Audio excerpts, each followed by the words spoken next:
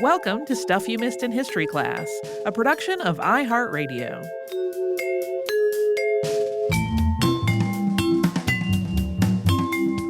Hello and happy Friday. I'm Tracy V. Wilson. And I'm Holly Fry. We just had our Unearthed episodes, our most recent installment of them. Yeah. This week, for the whole week. Starting off with so many updates. An update that I didn't put in there. Ooh. But would technically be an update, is that last time on Unearthed, we talked about Rumeysa Ozturk, who is the graduate student at Tufts who had been snatched off the street by plainclothes officers. Yeah. She was released on May 9th. She had been in custody for about 6 weeks.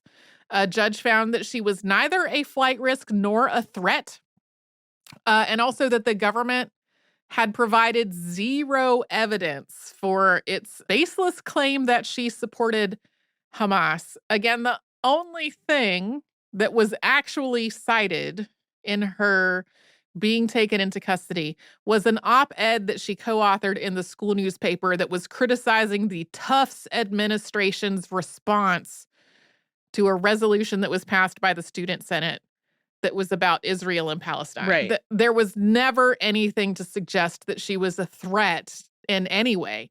There are various immigration proceedings that are still going on. Some of them, there's, I think, 3 different states. There's stuff happening in Boston right now. So in terms of like the immigration hearing, that's still ongoing. What the government basically did was they canceled her student visa and didn't tell her about it and then arrested her. So that is just sort of an update on that. I found, I was watching somebody like basically live blog the hearing that was happening on May 9th. I was on vacation. I was eating my lunch at Laughing Seed, which was a vegetarian restaurant in Asheville that very sadly announced that it was closing right after I got back from that trip. No. And I had kind of gushed at the server about how excited I was to be there because it was, one of my very favorite restaurants when I lived in Asheville and when I was in college. And when the server came to give me the check, I had just seen the part about her being released on her own recognizance. And I was crying, and I wanted to say to the server, I'm not crying about the restaurant. The announcement had not happened that the restaurant was closing. Otherwise, I might have also been crying about the restaurant. But I got that news while I was on vacation. I was very emotional about it.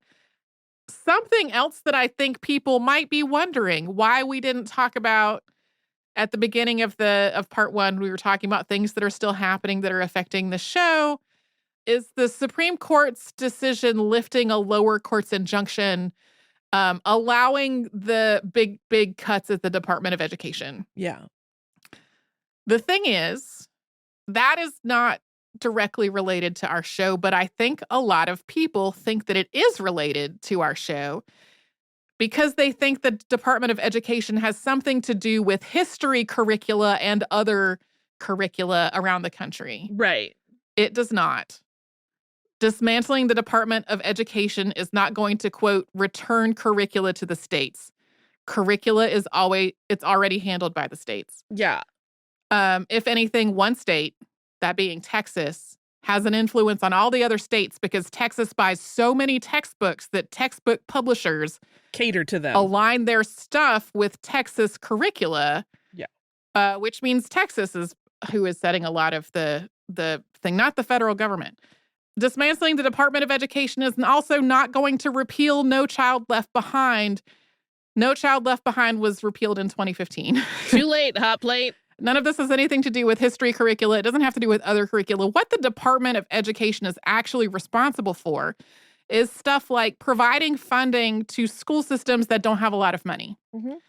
Providing support for disabled students so that they can have the free, appropriate public education that they are legally entitled to. Yes. A lot of stuff related to protecting students' civil rights, like investigating claims that students have been discriminated against because of their age or their race or their sex or a disability. That is the Department of Education. The Department of Education also administers the federal student loan program. None of that has to do with educational curricula that was already being handled by the states. So that is why I did not talk about it in part one. The other thing is the news about the Supreme Court decision related to that happened as I was finishing. I heard that at like 5 p.m. as I was doing the final read through of the episode outline. And I was like, I cannot have another thing right now. Also, just to continue on that for a minute, the signs at the national parks, like the American Historical Association statement said, there were already plenty of ways to give feedback on the parks. This is basically inviting people to make the worst faith interpretations of what they see at historical sites, and then have those complaints reviewed by people who are very eager to interpret something like slavery's legacy can still be felt today as you are a bad person who should feel bad. Something that we have seen, again, in our listener mail from folks who sort of hear something very different from what we said on the podcast.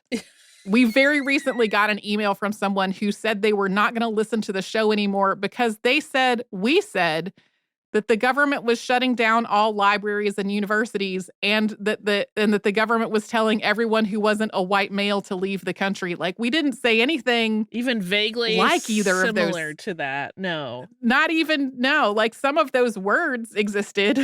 Although, I will say this. I'm not going to say that. Just know in my heart, I have just had a very non-magnanimous and unkind read. Yeah. Yeah.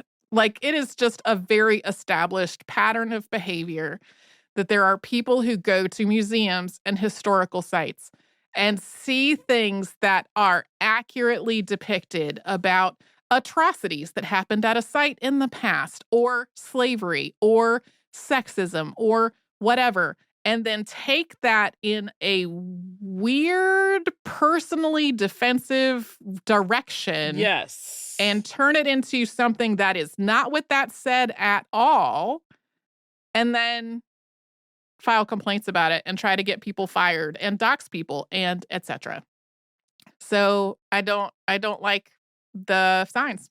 No, moi non plus. No. And I will say one of the reasons this really hits my heart, aside from its just existence being built on like the invitation of these bad reads, is that we have been, fortunate enough to do shows at museums and national parks and talk to people who work in those kinds of spaces.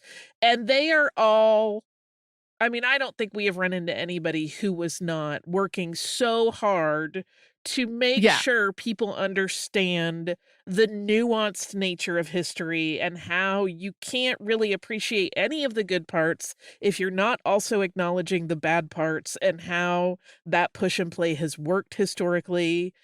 And so it just feels like all at once slapping all of those wonderful people in the face, and it makes me very irate. Yeah, I was trying to make a mental list. We've done live shows at Adams National Historical Park, Gettysburg. Yeah. Which I can't remember if that's a site or a monument or like exactly what it says the designation is. Women's Rights National Historic Site. Yeah. I'm saying all these from memory. So I might be getting it wrong in terms of like whether it's a historical park or a national park or a historical site or whatever. Were there any others that were like national park related? Oh, girl, my memory should not be questioned in this way. Those are the ones that I'm remembering in this moment. And like Holly just said, every single person that we worked with in all of these places cares about their job, cares about being accurate, cares about having a thorough and respectful look back at what happened in this place. None of them are like, I don't know, like there was nobody that we have interacted with in any of these shows that has been either just like phoning it in or trying to make weird commentary in order to make white people feel bad like that. Yeah, I mean, That's just not a thing that's happening. I also not a national park, but I remember when we were at Royal House and slave quarters. Oh, yeah. And interviewing the people there, and one of the docents talking about a child asking her a question about one of the enslavers whose portrait is on the wall who looked like her, and having that moment of revelation. And this person trying so hard to very carefully craft a response that was clear and truthful and fair without breaking this child down. And I'm like, they're working so hard already to do this in a way that is meaningful. Yeah. Like we said in our previous installment of Unearthed, this is not even a tenth of everything that's going on. They're just the parts that are like directly related to our show and our work. Yeah.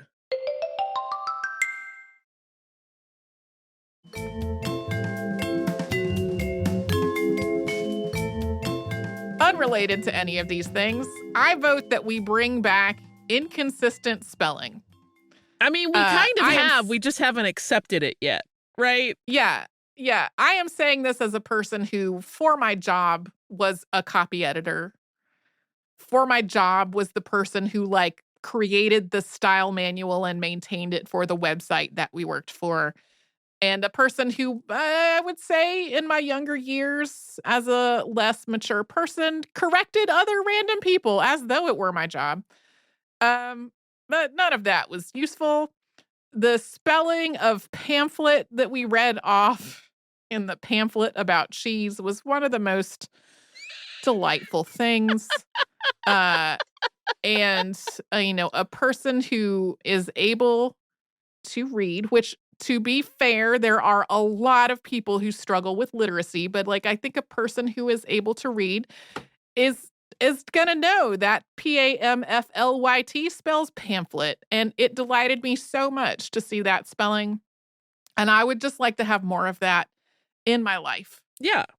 I also had this hilarious personal thought about the cheese pamphlet. Okay.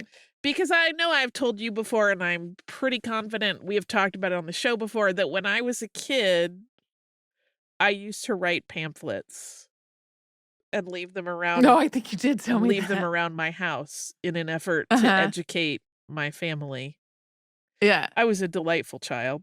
Shaking my head no. Well, I just said that I was correcting other people's grammar like it was my job. So I was real concerned that those backwards people I lived with were really not connecting enough with the history of the moon. And I would write these pamphlets all the time about any given subject. Like I would go, I would be like, this week, foxes. And I would look up everything I knew about foxes and write pamphlets. And so part of me was like, I almost wish we could find out that this cheese pamphlet was not the scholarly work that it has been interpreted as, but was just some like nerdy dork of a child who was like, I love cheese. So funny. I did not read this whole book. I think it was 112 pages long, if I remember correctly. And as much as I would have loved to have read 112 pages about cheese, I had work to do and I was already running behind. But one of the things that I read that was sort of announcing that this work had been digitized said the parts of it are really gross. And I kind of want to, in a day when I am not quite so on deadline, go back and find out what the gross parts were of the cheese book. That sounds great. I can imagine some things that they could have been, and some of them might be things that might not faze me at all. So I'm curious. Yeah, like, rennet. The various microorganisms that you got to have in the works, the mold that's part of the deal. There are things about cheese that people find squeamish making that I'm like, no, that's where cheese comes from. Cheese is milk that has been spoiled in a controlled way. Right. And it's delicious. I love it too. Man. Love cheese. I really liked our adult discussion of the Bayeux Tapestry. Mostly because it once again brings to mind the tapestry made by the spiders of Tarantulan 6 on Futurama. There's an episode of Futurama where Zap Brannigan and the Earth military have invaded Tarantulan 6, and as they are invading this planet that has made no aggressive moves towards humans, the spiders that live there are actually spinning this tapestry as everything is playing out, and it ends up in a museum. But it makes me it's a joke about the Bayou Tapestry, and I think about it every time the Bayou Tapestry comes up in our work. Except there are no penises on that one, to the best of my knowledge. I don't know if it still exists, but there used to be, a thing that you could go to online, and it was like a Bayou Tapestry generator. And you could pick little elements from the tapestry, which is really embroidery. And you could put in words in the sort of font that it uses, and you could make your own little images, things. And very early in our time on the podcast, you and I were struggling because we were getting a lot of negative feedback, to put it generously. And someone made us one of these that I can't quote because it had a swear word in it. But it was basically saying, Tracy and Holly say, quit complaining, using various Bayou Tapestry pieces and the font. And it was very charming, and I loved it. And I would periodically go over there and make myself little pictures to amuse myself. And then at some point it wasn't working anymore. And I have not thought of that for years until just now. Me either. But now you remind me of how, because that was a non-delightful time in our careers, I had written in my big honkin' date book, which I have talked about many times because I always love to keep multiple calendars. I had gone forward 6 months and picked a date 6 months from the day that I was writing it that said, if it still sucks, it's okay to quit now. Okay. And I had given it 6 months of this is what I think I can handle. And by that time I was like, oh, everything's fine. It's fine. It's fine. We'll just keep going. You've told me that before. Yeah. It's okay. Yeah. Okay. And now here it is. More than 10 years later. So many more than 10 years later, Tracy. We're on what, 13? It's 12 years. 12 or I think it was 2013 when you and I joined the show. Yeah. I did my first episode in 2012. Yeah. You were prepping because I was going to be on a vacation, and I was joining after I got back from the vacation. Yes, and I was filling in for Deblina while she was out. Yeah. So long time we have been doing this we show. Made it more than 6 months. It's fine. Yeah, we made it through that first period. I had another period that I was struggling, not because of this podcast. Before my job became only this podcast, there was a period of years where I was basically doing multiple jobs, and that part got really hard before I realized I needed to say that I needed to only have one job. Yeah. And I had a calendar on my wall, and I had some of those little circle stickers in different colors that you can get in office supply stores. And I was basically marking the calendar, the really bad days I was marking on the calendar. So I could actually see how often is the day really bad. Because sometimes when you have a couple or 3 really bad days in a row, it feels like you have been in a bad time forever. And it just helped me see, okay, is it that my job is awful every day, or is that I'm having one hard day every week and it feels like it's perpetual? And that helped me just keep things in perspective. Yeah. And also helped me realize, yes, it is time for me to talk to my managers about only having one job now, which helped a lot of things. Yes. Yeah. I seem to never quite get to only one job. Yeah. Every time I think I have, something else pops up, and it's something could you? Yeah. And I'll be like, yeah, that's fine. New things happen. That's fine. You also host an entire additional show in addition to this one. I do. And then occasional other shows. Yeah. And then just, other stuff as it comes up. My additional thing now is being a shop steward in the iHeart Podcast Union. Yeah. Which, just to be clear, you are not part of because you are classified as in management because of these other things that you also do. Right. That is not a whole additional job, and it is something that I am happy to do. So anyway.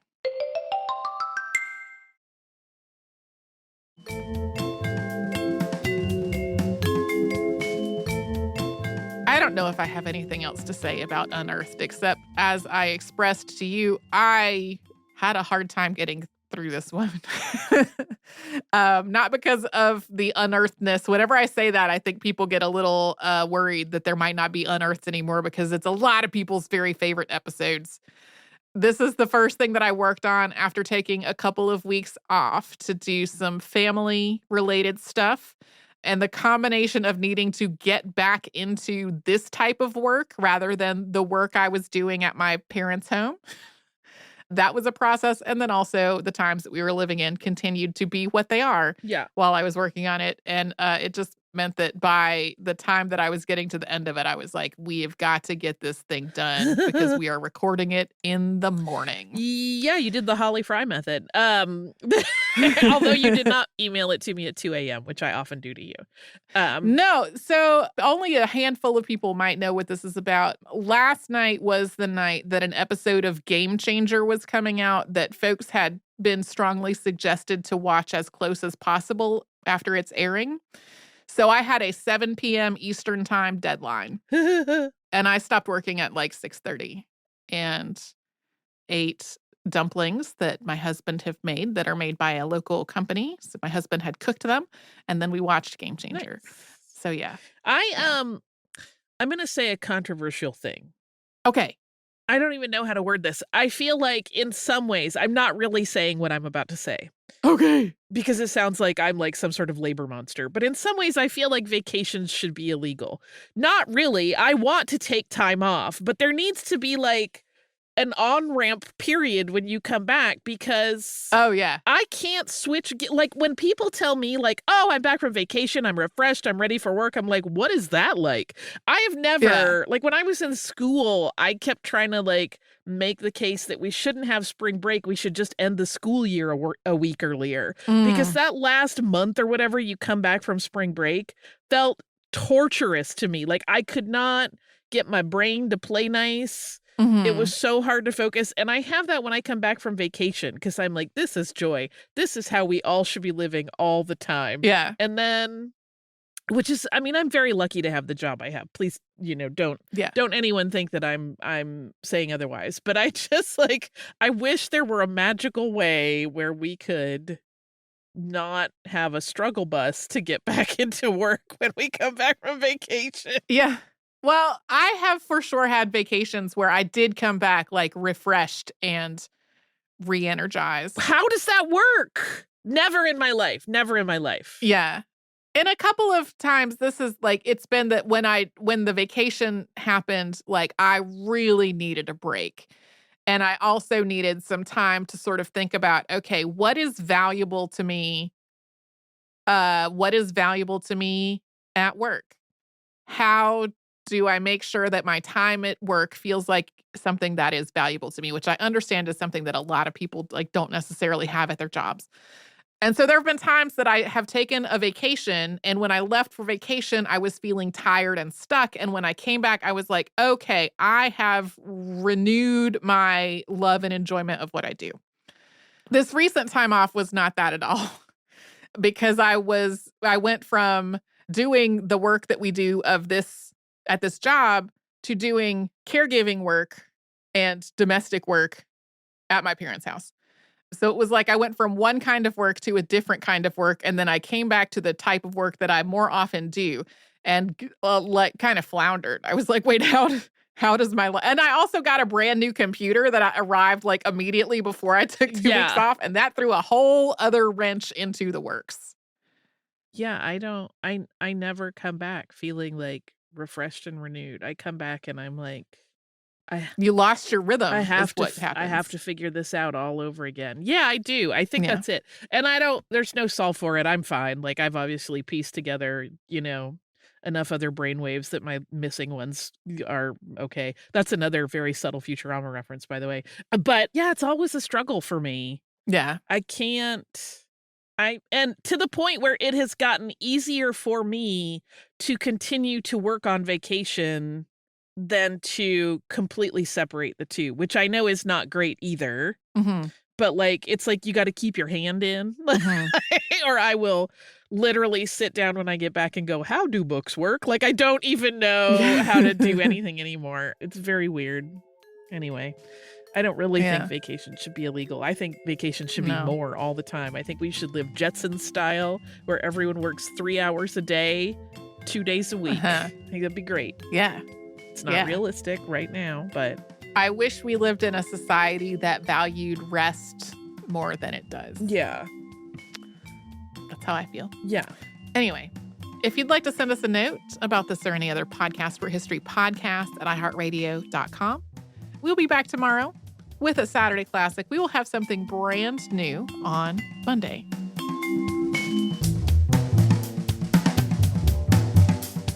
Stuff You Missed in History Class is a production of iHeartRadio. For more podcasts from iHeartRadio, visit the iHeartRadio app, Apple Podcasts, or wherever you listen to your favorite shows.